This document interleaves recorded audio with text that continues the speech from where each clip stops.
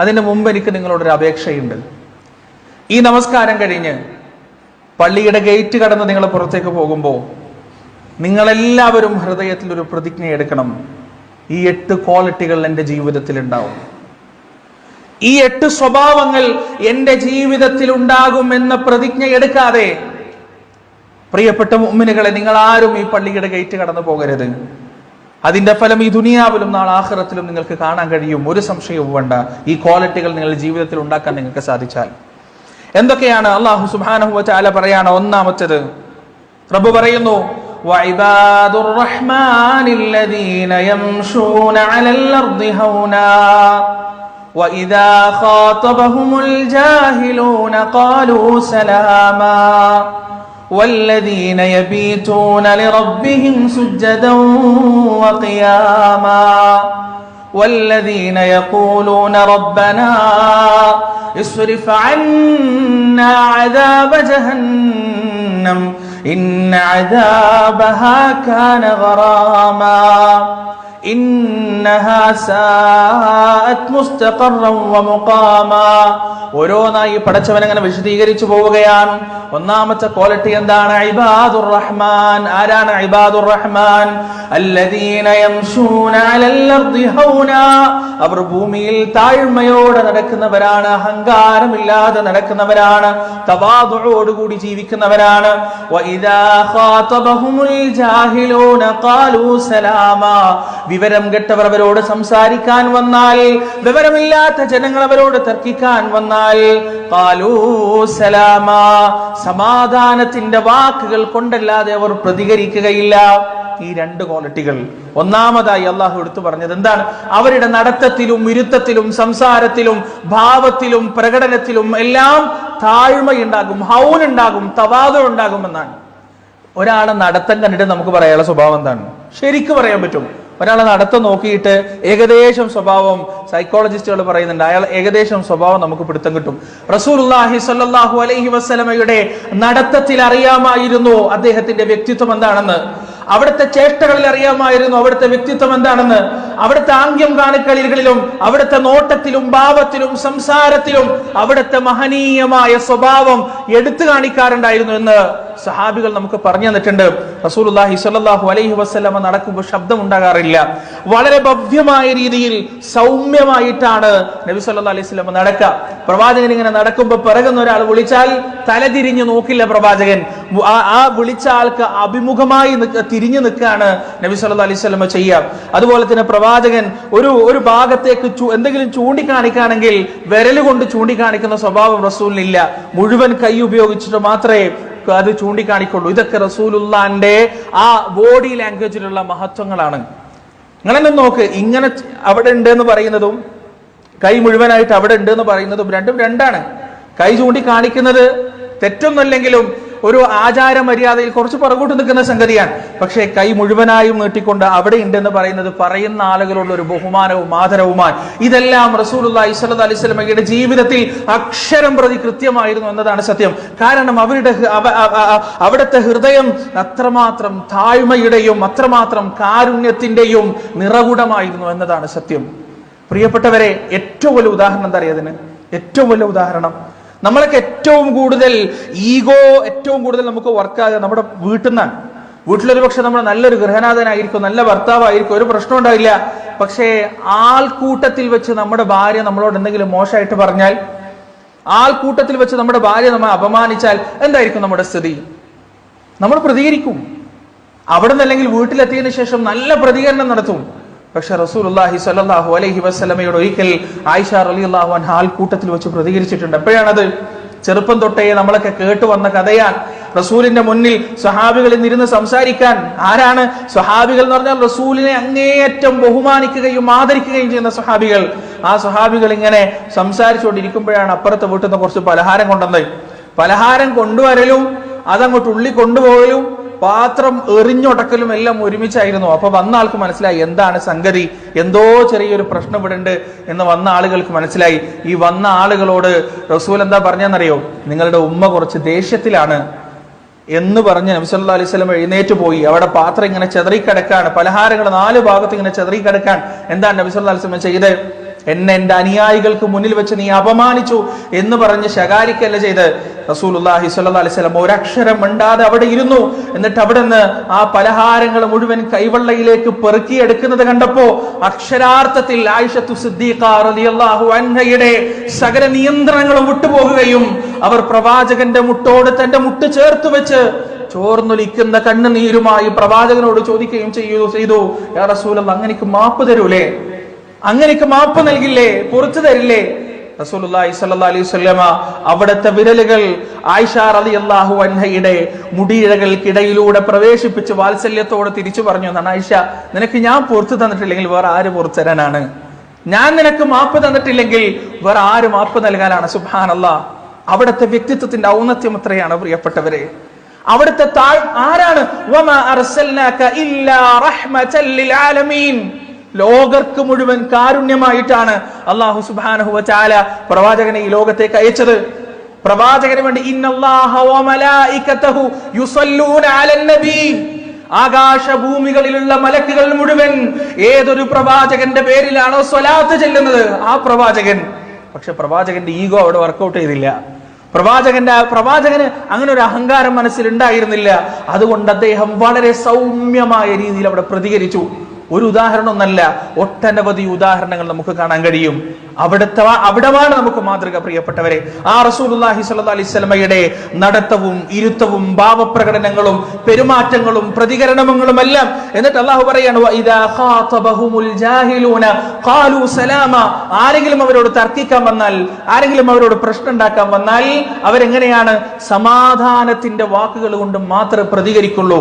ആരാടാ എന്ന് ചോദിക്കുമ്പോ ഞാനാടാ എന്ന് മറുപടി പറയുന്നത് ജാഹിലിയത്താണ്. നമ്മള് ഭയങ്കര തന്റേടാണ്, ധൈര്യമാണ്, അങ്ങനെയാണ്, ഇങ്ങനെ ഒന്നുമല്ല, ജാഹിലിയത്താണ്. ഒരാള് പ്രശ്നം ഉണ്ടാക്കാൻ വേണ്ടി കുറച്ചൊരു പ്രകോപിതമായ രീതിയിൽ സംസാരിക്കുമ്പോ അതേപോലെ അങ്ങോട്ടും സംസാരിക്കുന്നത് ധൈര്യമൊന്നല്ല, അതെന്താണ്? ജാഹിലിയത്താണ്. ജാഹിലീങ്ങൾ മാത്രമേ അങ്ങനെ സംസാരിക്കുള്ളൂ. അല്ലാത്തവർ പരിശുദ്ധ ഇസ്ലാമിൽ ഹദീസിലും ഖുർആനിലുമായി നാവിനെ സൂക്ഷിക്കേണ്ട വിഷയത്തിൽ എത്രങ്ങാനും ഹദീസുമായത്താണുള്ളത് പ്രിയപ്പെട്ടവരെ. എത്ര ഹദീസുകളും ആയത്തുകളും. റസൂലുള്ളാഹി സ്വല്ലല്ലാഹി അലൈഹി വസല്ലം ആ വിഷയത്തിൽ നമുക്ക് നൽകിയ മുന്നറിയിപ്പുകൾ എത്രമാത്രം പ്രധാനപ്പെട്ടതാണ്. നമ്മൾ ഒരാളോട് സംസാരിക്കുക എന്ന് പറയുമ്പോൾ പ്രിയപ്പെട്ടവരെ, ചെറിയ വാക്കായിരിക്കും നമ്മൾ പറയുന്നുണ്ട്, വളരെ ചെറിയ വാക്ക്. പക്ഷെ ആ വാക്ക് ആ മനുഷ്യന്റെ ഹൃദയത്തിൽ എത്രമാത്രം ആഴത്തിൽ പതിഞ്ഞിട്ടുണ്ടാവുമെന്ന് ഒരിക്കലും നമുക്കറിയില്ല. അതുകൊണ്ട് ഈ വക ഇബാദുർ റഹ്മാനിൽപ്പെട്ട ആളുകൾ ഒരിക്കലും പ്രകോപിതമായി സംസാരിക്കുകയില്ല. അവരുടെ നാവുകളിൽ നിന്ന് സമാധാനത്തിന്റെ വചനങ്ങൾ മാത്രമേ പുറത്തേക്ക് വരുള്ളൂ. ഇനി ആരെങ്കിലും പ്രശ്നം ഉണ്ടാക്കാൻ വന്നാൽ ഇനി ജീവിതത്തിന്റെ എല്ലാ വേളകളിലും ഇത് ബാധകാണ്. നമ്മൾ വണ്ടി ഓടിച്ചു പോവാൻ ഒരാൾ റോങ് സൈഡിൽ വന്നു, അയാൾ ഇങ്ങനെ നമ്മൾ ഇങ്ങോട്ട് എന്താണ് നമ്മുടെ പ്രതികരണം എന്നറിയാൻ വേണ്ടി ഇങ്ങോട്ട് നോക്കുമ്പോൾ അതിന്റെ ഏറ്റവും നല്ല മറുപടി എന്താണ്? പുഞ്ചിരിയാണ്. ഒരു വാഹനത്തിന് മാത്രം കടന്നു പോകാനുള്ള വഴി, രണ്ട് വാഹനങ്ങൾ ഇത് ദിശയിൽ വരാൻ, അവിടെ ഏറ്റവും നല്ല പ്രതികരണം എന്താണ്? നമ്മൾ വാഹനം പുറകോട്ടെടുക്കലാണ്. ഇതാണ് ഹൗൻ, ഇതാണ് തവാദുർ. ജീവിതത്തിന്റെ എല്ലാ രംഗങ്ങളിലും ഒരാൾ നമ്മളെ പുളിച്ച തെറി വിളിക്കാൻ, കേട്ടാൽ ഇറക്കുന്ന തെറികൾ വിളിക്കാൻ, നമ്മുടെ ബ്ലഡ് പ്രഷർ ഇങ്ങനെ കേറിയിട്ട് ഓനിങ്ങനെ തല്ലാൻ പാകത്തിലാവുന്ന സമയത്തും നമ്മളെ നിയന്ത്രിച്ചിട്ട് നല്ല വാക്കുകൾ നിങ്ങളൊന്ന് പറഞ്ഞു നോക്ക്. അവിടെ ചിലപ്പോൾ നിങ്ങൾക്ക് കുറച്ച് പ്രയാസം ഉണ്ടാവും. എന്തൊക്കെ തെറിയാണ് വിളിച്ചത് എന്നൊക്കെ തോന്നും. പക്ഷേ ആ ഒരൊറ്റ പ്രവർത്തനം കൊണ്ട് നാട്ടിൽ നിങ്ങൾക്ക് ഇല്ലാത്ത സ്വീകാര്യത മുഴുവൻ ലഭിക്കും. ചെറിയ എഫക്റ്റ് ഒന്നല്ല അതുകൊണ്ടുണ്ടാവുക.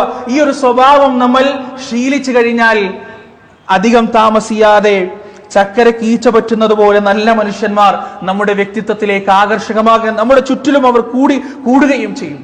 നല്ലൊരു പക്വതയുള്ള മനുഷ്യനായി നമ്മൾ അറിയപ്പെടും. സമാധാനത്തോടെ മാത്രം പ്രതികരിക്കുക. ആരാടാന്ന് ചോദിക്കുമ്പോൾ ഞാനാണ് എന്ന് പറയുന്ന ആ ഒരു ദുഷ്കിന്റെ ഒരു കാർക്കശ്യത്തിന്റെ സ്വഭാവം മാറ്റിവെക്കുക. അത് ഇബാദുർ റഹ്മാനിൽപ്പെട്ട ഒന്നാമത്തെ ക്വാളിറ്റിയാണ് എന്ന് അല്ലാഹു സുബ്ഹാനഹു വ തആല നമുക്ക് പറഞ്ഞു തരാൻ. രണ്ടാമത്തെ വിഷയം എന്താണ്? വല്ലദീന യബീതൂന ലിറബ്ബിഹിം സുജ്ജദൻ വഖിയാമാ. അവർ രാത്രി കഴിച്ചു കൂട്ടുന്നവരാണ്. ഖിയാമിലായിക്കൊണ്ടും സുജൂദിലായിക്കൊണ്ടും റുകൂഇലായിക്കൊണ്ടും അവർ രാത്രി കഴിച്ചു കൂട്ടുന്നവരാണ്. തതജാഫാ ജുനൂബുഹും അനിൽ മദാജിഇ യദ്ഊന റബ്ബഹും ഖൗഫൻ വതമഅ വമിമ്മ ومما رزقناهم ينفقون. അവരവരുടെ ശരീരങ്ങളെ കിടക്കപ്പായകളിൽ നിന്ന് പറിച്ചെടുക്കുന്നവരാണ്. പേടിയോടുകൂടെയും പ്രതീക്ഷയോടുകൂടെയും അള്ളാഹുവിന്റെ മുന്നിൽ അവരുടെ ആവശ്യങ്ങൾ ചോദിക്കുന്നതിന് വേണ്ടി, അർച്ചിക്കുന്നതിന് വേണ്ടി. എന്താണ് അതിന്റെ അർത്ഥം? അവര് തഹജ്ജുദ് നമസ്കരിക്കുന്നവരാണ്. നാട് മുഴുവൻ ഉറങ്ങുന്ന സമയം, രാത്രിയുടെ അന്ത്യയാമമായി കഴിഞ്ഞാൽ ലോകത്തിന്റെ രക്ഷിതാവ് ഒന്നാമത്തെ ആകാശത്തിലേക്ക് ഇറങ്ങി വരും.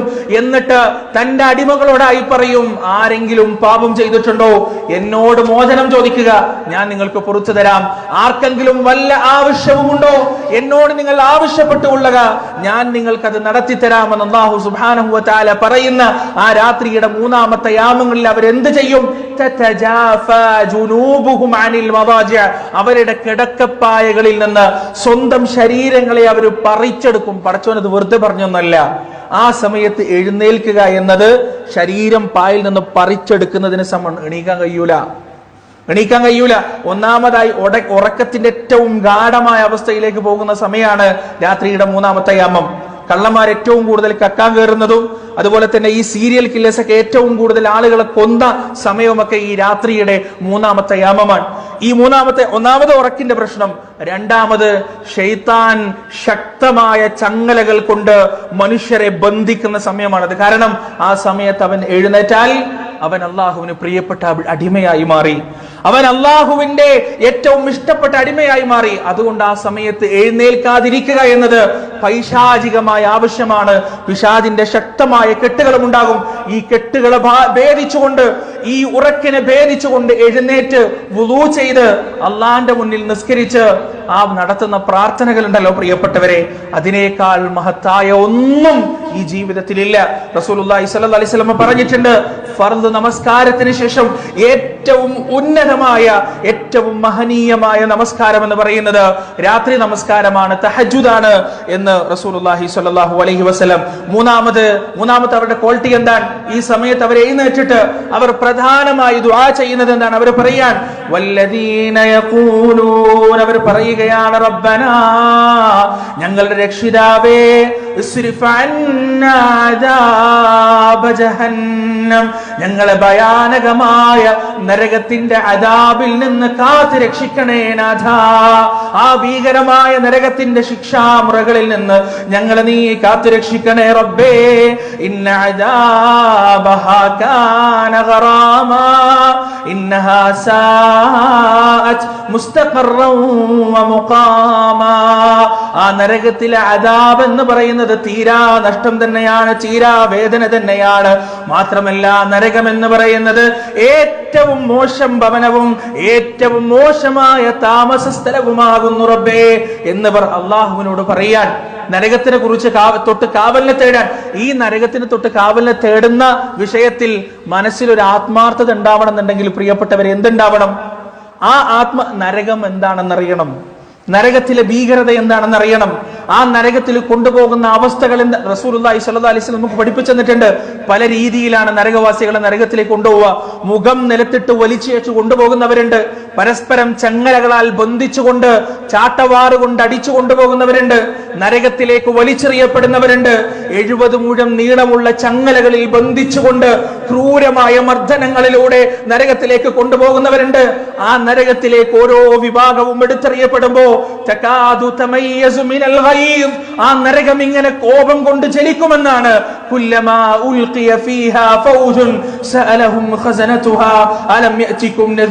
ഓരോ കൂട്ടങ്ങളും ആ നരകത്തിലേക്ക് വലിച്ചെറിയപ്പെടുമ്പോ ആ നരകത്തിന്റെ മാലാകമാര് ചോദിക്കാണ്, അലം യഅതികും നദീർ, അലം യഅതികും നദീർ, നിങ്ങൾക്ക് ഈ നരകത്തെ കുറിച്ച് പറഞ്ഞു തരാൻ ആരും വന്നിട്ടില്ലേ? ഈ നരകത്തെ കുറിച്ച് നിങ്ങൾക്കൊരു മുന്നറിയിപ്പ് കിട്ടിയിട്ടില്ലേ? എന്ത് ഹതഭാഗ്യതയാണ് ഈ നരകത്തിന്റെ പടിവാതിൽക്കൽ നിങ്ങളെ എത്തിച്ചിരിക്കുന്നത് എന്നാ കാവൽ മാലാകമാര് ചോദിക്കുമെന്നാണ്. യുരീദൂന അയ്യഖ്റുജൂ മിനന്നാരി വമാ ഹും ബിഖാരിജീന മിൻഹാ വലഹും അദാബും മുഖീം. ആ നരകത്തിന്റെ തീയിൽ നിന്ന് രക്ഷപ്പെടാൻ അവർ ഓരോ തവണ ശ്രമിച്ചുകൊണ്ടിരിക്കുമ്പോഴും ആ നരകത്തിന്റെ ആഴങ്ങളിലേക്ക് അവർ അടിച്ചിടപ്പെടുമെന്നാണ് പ്രിയപ്പെട്ടവരെ. ആ നരകം ഭയാനകമാണ്. വഹും യസ്തരിഖൂന ഫീഹാ, ആ നരകത്തിന്റെ അകത്ത് കിടന്ന് അവരിങ്ങനെ ആർത്തട്ടഹസിക്കുമെന്നാണ്. എന്നിട്ട് അല്ലാഹുവിനോട് അവർ പറയും, അല്ലാഹുവേ, റബ്ബനാ അഖ്രിജ്നാ, ഞങ്ങളെ ഇതിൽ നിന്ന് പുറത്തേക്ക് എടുക്കണേ, നഅമൽ സ്വാലിഹാ, ഞങ്ങൾ നല്ല കാര്യങ്ങൾ ചെയ്തോളാം, സൽക്കർമ്മങ്ങൾ ചെയ്തോളാം എന്ന് അള്ളാഹുവിനോട് അവർ പറയുമെന്നാണ്. അവസാനം നരകത്തിനെ കാക്കുന്ന ഒരു മലക്കുണ്ട്. ആ മലക്കിന്റെ പേര് മാലിക് എന്നാണ് അലൈഹി സ്വലാത്തു വസ്സലാം. ആ മലക്കിനെ റസൂലുള്ളാഹി സ്വല്ലല്ലാഹി അലൈഹി വസല്ലം മേറാജിന്റെ യാത്ര പോയപ്പോൾ കണ്ടിട്ടുണ്ട്. ഒരുപാട് മലക്കുകളെ പ്രവാചകൻ കണ്ടിട്ടുണ്ട്. എല്ലാ മലക്കുകളും റസൂലുള്ളാന്റെ മുന്നിൽ നിന്നുകൊണ്ട് സലാം പറഞ്ഞ് പുഞ്ചിരിച്ചുകൊണ്ടാണ് റസൂലുള്ളാഹിനോട് സംസാരിച്ചത്. പക്ഷെ ഈ മലക്കുണ്ടല്ലോ, മാലിക് എന്ന പേരുള്ള നരകത്തെ കാക്കുന്ന മലക്ക്, ആ മലക്ക് റസൂലുള്ളാഹിനോട് ചിരിച്ചിട്ടില്ല. സലാം പറഞ്ഞു, പക്ഷെ ചിരിച്ചിട്ടില്ല. നബി സല്ലല്ലാഹി അലൈഹി വസല്ലം ജിബ്രീലിനോട് ചോദിച്ചു, എന്താണ് ഈ മലക്ക് ചിരിക്കാത്തത്? ഈ മാലാഖ എന്തുകൊണ്ടാണ് ചിരിക്കാത്തത്? ജിബ്രീൽ അലൈഹിസ്സലാത്തു വസ്സലാം പറഞ്ഞു, വഹും ഗിലാദുൻ ഷിദാദ്, അവർ പരുക്കന്മാരാണ്, ശക്തന്മാരാണ്. അദ്ദേഹത്തിന് ചിരിക്കാൻ അല്ലാഹു അനുമതി കൊടുത്തിട്ടില്ല. അദ്ദേഹത്തിന് ചിരിക്കാൻ അറിയില്ല. ചിരിക്കാനല്ല പടച്ചോൻ ആ മലക്കിനെ പടച്ചിരിക്കുന്നത്.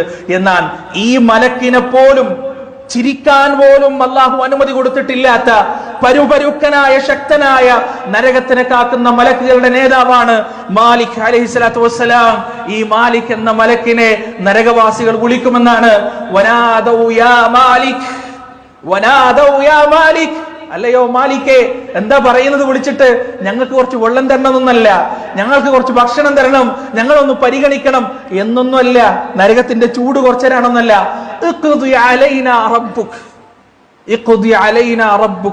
അങ്ങയുടെ രക്ഷിതാവിനോട് ഞങ്ങളെ ഒന്ന് കൊന്നു തരാൻ പറയൂ, ഞങ്ങളെ ഒന്ന് അവസാനിപ്പിച്ചു തരാൻ പറയോ, ഞങ്ങളൊന്ന് മരിച്ചോട്ടെ. മരിക്കാനുള്ള അനുവാദം. ആ സമയം ഈ മലക്ക് പറയുന്ന മറുപടി, ഖാല ഇന്നകും മാകിസൂൻ, മരിക്കാൻ കഴിയില്ല, നിങ്ങൾ എന്നെന്നും ജീവിക്കുന്നവരാണ്. അനുഭവിക്കുന്ന അനുഭവങ്ങൾ എന്താണോ ആ അനുഭവങ്ങളെല്ലാം ശാശ്വതമായുള്ളതാണ്. എന്തൊക്കെയാണ് അനുഭവം പ്രിയപ്പെട്ടവരെ? എന്തൊക്കെയാണ് അനുഭവം? വിശക്കുന്ന സമയത്ത് സക്കൂം എന്ന വൃക്ഷത്തിന്റെ കായ്ക്കനിയാണ് അവർക്ക് കൊടുക്കുക. ഈ കായ്ക്കനി ഭക്ഷിക്കുമ്പോൾ ഹദീസുകൾ നമുക്ക് കാണാം, വയറിന്ന് ഇങ്ങോട്ട് തിളച്ചു മറിയാൻ തുടങ്ങും. ആ സമയം അവർ വെള്ളത്തിനന്വേഷിക്കുമ്പോൾ അവിടെ അവരൊരു തടാകം കാണും. ആ തടാകം തിളച്ചു മറിയുന്ന വെള്ളത്തിൻ്റെതാണ്. ആ വെള്ളം അവർ കോരി കുടിക്കും. കുടിക്കുന്ന സമയം അവരുടെ തൊണ്ടയിലൂടെയും അവരുടെ വയറിലൂടെയും ആ വെള്ളം ഇങ്ങോട്ട് പുറത്തേക്ക് വരും. പക്ഷെ മരിക്കില്ല. ഈ ദുനിയാവിൽ വെച്ച് ഒരാൾ കത്തിയെടുത്ത് നമ്മുടെ വയറ്റിലേക്ക് കുത്തിയാൽ എത്ര സമയം നമ്മൾ ജീവിക്കും? നമ്മുടെ തൊണ്ടയിലേക്ക് ഒരാൾ കത്തിയെടുത്ത് കുത്തിയാൽ എത്ര സമയം നമ്മൾ ജീവിക്കും? മണിക്കൂറുകളും മിനിറ്റുകളും കൂടെ നമ്മൾ മരിക്കും. പക്ഷേ ആ നരകത്തിൽ നമ്മുടെ തൊണ്ടയുരുകി, നമ്മുടെ വയറുകൾ ഉരുകി, ആ നരകത്തിലെ ജലം പുറത്തേക്ക് വന്നാലും പ്രിയപ്പെട്ടവരെ അവിടെ നാം മരിക്കില്ല. അവിടെ ജീവിതമോ മരണമോ ഇല്ല. ആ ഒരു അവസ്ഥയിലായിരിക്കും അവിടെ ഉണ്ടാവുക. ആ നരകത്തെ കുറിച്ച് അറിയുന്നവരാണ് ഇബാദുർ റഹ്മാൻ. ആ നരകത്തിന്റെ ഭീകരത പരിശുദ്ധ ഖുർആൻ വിവരിക്കുമ്പോ കണ്ണിന്റെ മുന്നിൽ കാണുന്നവരാണ് ഇബാദുർ റഹ്മാൻ. അതുകൊണ്ടാണ് അവർ പ്രാർത്ഥിക്കുന്നത്, റബ്ബനാ, ഞങ്ങളുടെ രക്ഷിതാവേ, ഇസ്രിഫ് അന്നാ അദാബ ജഹന്നം ഇന്ന അദാബഹാ കാന ഗറാമാ ഇന്നഹാ സാഅത് മുസ്തഖറൻ വമുഖാമാ. അല്ലാഹുവേ, നീ സൃഷ്ടിച്ചു വച്ച ആ നരകത്തിന്റെ ശിക്ഷ എന്ന് പറയുന്നത് അതിഭയാനകമാണ് റബ്ബേ, ഭീകരമാണ് റബ്ബേ. അതുകൊണ്ട് ആ നരകത്തിൽ നിന്ന് ഞങ്ങളെ നീ കാത്തുരക്ഷിക്കണേ നാഥ. ആ നരകത്തിൽ നിന്ന് ഞങ്ങൾക്ക് നീ മോചനം നൽകണേ നാഥ. അവരുടെ മൂന്നാമത്തെ ക്വാളിറ്റി ഏതാണ്?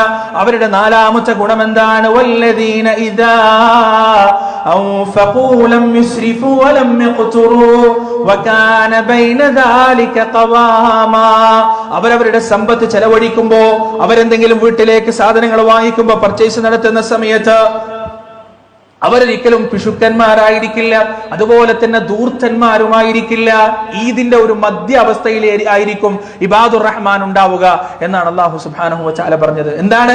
കൈ ഇങ്ങനെ അയച്ചിട്ട് എന്തും വാങ്ങിക്കാം, എന്തും അനുഭവിക്കാം എന്നൊരവസ്ഥയിൽ അവരെ കാണാൻ കഴിയില്ല. എന്നാലോ ഇങ്ങനെ ഇറുക്കി പിടിച്ചിട്ട് അറ്റ കൈക്ക് ഉപ്പ് തേക്കൂല എന്നുള്ളൊരു സ്വഭാവവും അവർക്കുണ്ടാവില്ല. വകാന ബൈന ദാലിക ഖവാമ, അതിന്റെ രണ്ടിന്റെയും ഇടയിലുള്ള അവസ്ഥയിലായിരിക്കും അവർ ഉണ്ടാവുക. എന്നിട്ട് അല്ലാഹു പറയുന്നു, 3 പാപങ്ങൾ അവർ മാറി നിൽക്കും. അവരുടെ അഞ്ചാമത്തെ ഗുണം എന്താണ്? 3 പാപങ്ങൾ അവരെ പാടെ മാറി നിൽക്കും. ആ പാപങ്ങൾ എന്താണ്? വല്ലദീന ലാ യദ്ഊന മഅല്ലാഹി ഇലാഹൻ ആഖർ വലാ യഖ്തുലൂന അൻ-നഫ്സ അല്ലതി ഹറമല്ലാഹു ഇല്ലാ ബിൽ ഹഖ് വലാ യസ്നൂൻ വമൻ യഫ്അൽ ദാലിക യൽഖ അതാമാ. അല്ലാഹനെ മാത്രം വിളിക്കേണ്ട അവസരങ്ങളിൽ അല്ലാഹനെ അല്ലാതെ മറ്റാരെയും അവർ വിളിക്കില്ല. മൊയ്തി ശൈഖ് തങ്ങളെയോ മമ്പറത്ത് തങ്ങളെയോ അജ്മീറിലെ ഖോജയെയോ ബദരീങ്ങളെയോ ഉഹദീങ്ങളെയോ ആരെയും അവർ വിളിക്കില്ല, അള്ളാഹനെ മാത്രമേ വിളിക്കുകയുള്ളൂ. അതുപോലെ തന്നെ കൊലപാതകങ്ങൾ നടത്താൻ അവർ മുതിരില്ല. വലാ യസ്നൂൻ, അവർ ഒരിക്കലും വ്യഭിചരിക്കുകയും ചെയ്യില്ല. ഈ 3 പാപങ്ങളിൽ നിന്ന് അവർ പാടെ മാറി നിൽക്കുകയും ചെയ്യും എന്ന് അല്ലാഹു സുബ്ഹാനഹു വ തആല. എന്നിട്ട് അല്ലാഹു പറയുന്നു അവരുടെ അടുത്ത ഗുണം എന്താണ്? വല്ലദീന ലാ യശ്ഹദൂന അസ്സൂർ വഇദാ മർറൂ ബില്ലഗ്വി മർറൂ കിറാമാ. 2 സ്വഭാവങ്ങളിൽ നിന്ന് അവർ മാറി നിൽക്കുന്നതാണ്. ഒന്നാമത്തേത് എന്താണ്? അവരൊരിക്കലും കള്ളസാക്ഷ്യം പറയില്ല. അവരറിയാത്ത വിഷയങ്ങൾ അവരാരോടും സംസാരിക്കാൻ പോകില്ല. അവരറിയാത്ത വിഷയങ്ങൾ കാണാത്തത് കണ്ടുവെന്നോ കേൾക്കാത്തത് കേട്ടുവെന്നോ അവര് പറയില്ല. വഇദാ മർറൂ ബില്ലഗ്വി മർറൂ കിറാമാ.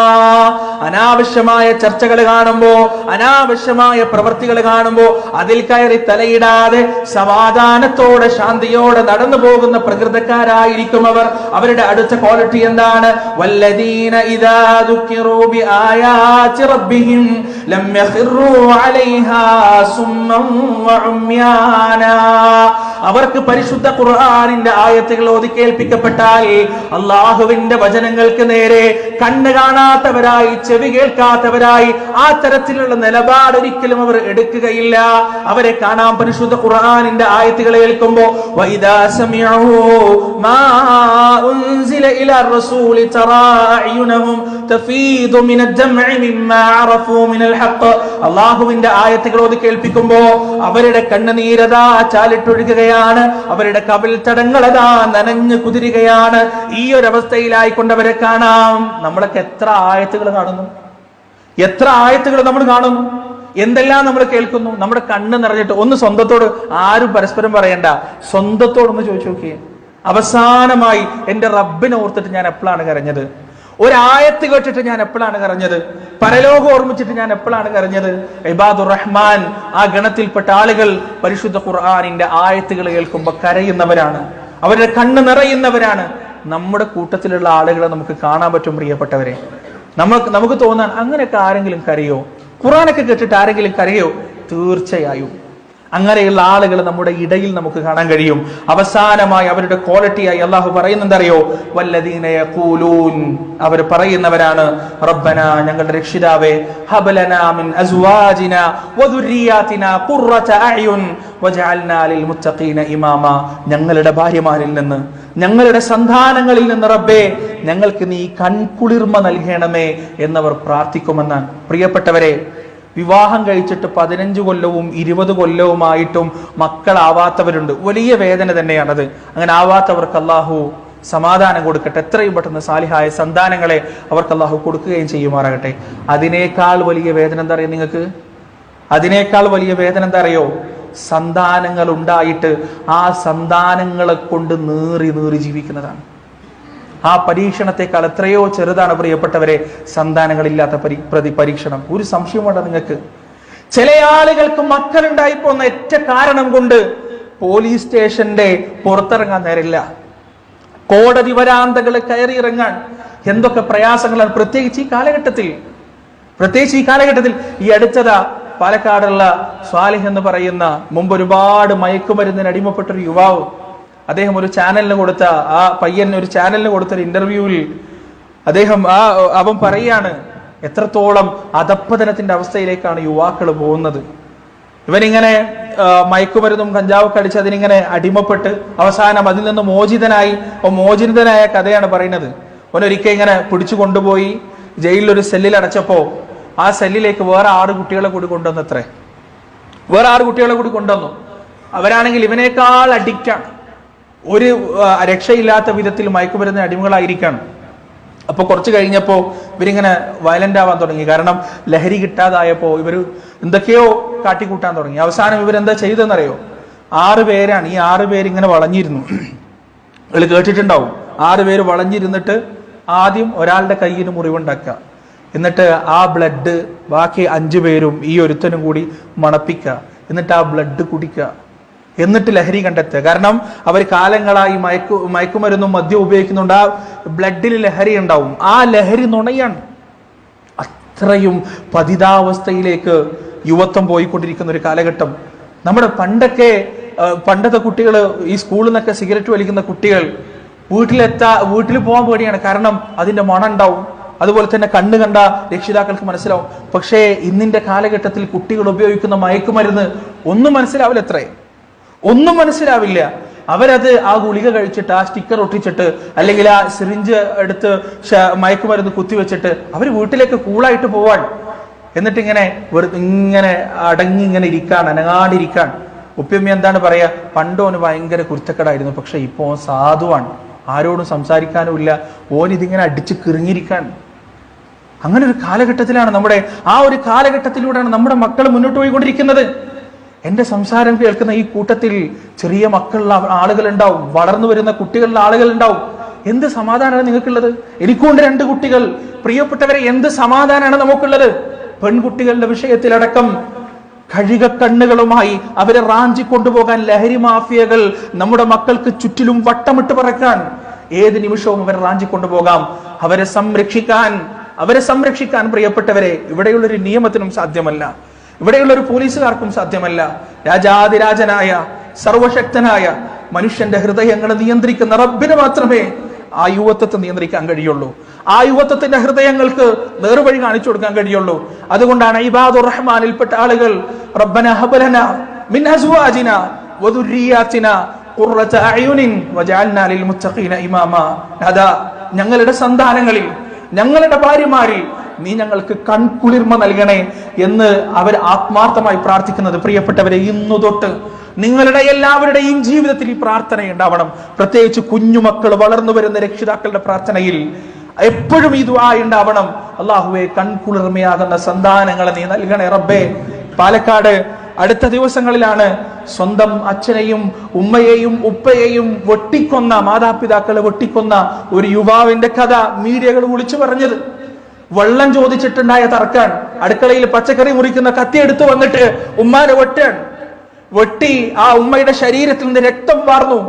എന്നിട്ട് ആ രക്തത്തിൽ ഇയാൾ വഴുതി വീഴാൻ.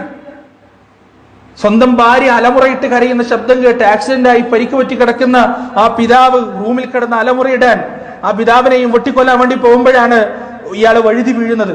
എന്നിട്ട് ആ പിതാവിനെയും വെട്ടിക്കൊലപ്പെടുത്തി ഈ മാതാവിന്റെ മരണം ഉറപ്പ് വരുത്തുന്നതിന് വേണ്ടി വീടിന്റെ പിന്നാമ്പുറത്തേക്ക് പോയിട്ട് കീടനാശിനി എടുത്തു കൊണ്ടുവന്ന് ആ ഉമ്മയുടെ, മാതാവിന്റെ മുറിവിലേക്ക് വെച്ചുകൊടുത്ത മക്കളുടെ കഥകൾ അറപ്പോടെയും വെറുപ്പോടെയും വേദനയോടെയും നുറുങ്ങുന്ന മനസ്സോടെയും നാം രാവിലെ വായിക്കുന്ന കാലഘട്ടത്തിലാണ് പ്രിയപ്പെട്ടവരെ ഞാനും നിങ്ങളും ജീവിക്കുന്നത്.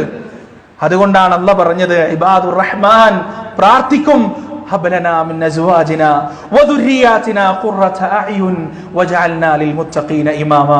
ഞങ്ങളെ സൂക്ഷ്മത പാലിക്കുന്ന ഒരു ജനവിഭാഗത്തിന്റെ ഇമാമുകളാക്കി നീ മാറ്റണേ റബ്ബേ. അതുപോലെ തന്നെ ഞങ്ങളുടെ സന്താനങ്ങളിൽ നിന്നും ഭാര്യമാരിൽ നിന്നും ഞങ്ങൾക്ക് നീ കൺകുളിർമ നൽകുകയും ചെയ്യണേ റബ്ബേ. എന്താണ് കൺകുളിർമ പ്രിയപ്പെട്ടവരെ? എന്താണ് കൺകുളിർമ? ജീവിതത്തിലെ എല്ലാ ബാധ്യതകളും കഴിഞ്ഞ് വീട്ടിൽ സമാധാനം അടയുന്ന സമയത്ത്, നാട്ടിൽ ഒരാളെ കൊണ്ടും ഒരു മോശവും പറയിപ്പിക്കാതെ സ്വന്തം പാപ്പാനെയും ഉമ്മാനെയും സ്നേഹത്തോടെ നെഞ്ചോട് ചേർത്ത് പിടിക്കുന്ന മക്കൾ, അള്ളാഹുവിന്റെ എല്ലാ നിർദ്ദേശങ്ങളും നിയമങ്ങളും കൃത്യമായി പാലിക്കുന്ന മനുഷ്യർ, അങ്ങനെയുള്ളൊരു മക്കൾ, നാട്ടിലെ പള്ളിയുടെ കാര്യങ്ങൾ മുന്നിൽ നിന്ന് നിയന്ത്രിക്കുന്ന, നാട്ടിലെ നല്ല കാര്യങ്ങൾക്ക് മുന്നിൽ ഉണ്ടാകുന്ന മക്കൾ, അതാണ് കൺകുളിർമ. മരിക്കുന്ന സമയത്ത് വരെ കിട്ടുന്ന കൺകുളിർമ അതാണ്. അല്ലാഹുവേ, ഞങ്ങളെ നീ അതിൽ ഉൾപ്പെടുത്തുന്ന റബ്ബേ. ഞങ്ങളുടെ മക്കളിൽ നിന്ന് നീ ഞങ്ങൾക്ക് കൺകുളിർമ നൽകണേ നാഥാ. നീ എണ്ണിപ്പറഞ്ഞ 8ഓളം ഗുണങ്ങൾ ജീവിതത്തിലുള്ള ഇബാദുർ റഹ്മാനിൽ ഞങ്ങളെ നീ നിരുപാധികം ഉൾപ്പെടുത്തുകയും ചെയ്യണേ നാഥാ. വനസ്തഗ്ഫിറുല്ലാഹ ലി വലക്കും വഅൻ ജമീഇൽ മുസ്ലിമീന അജ്മഈൻ വനസ്തഗ്ഫിറൂഹു ഇന്നഹു ഹുവൽ ഗഫൂറുർ റഹീം.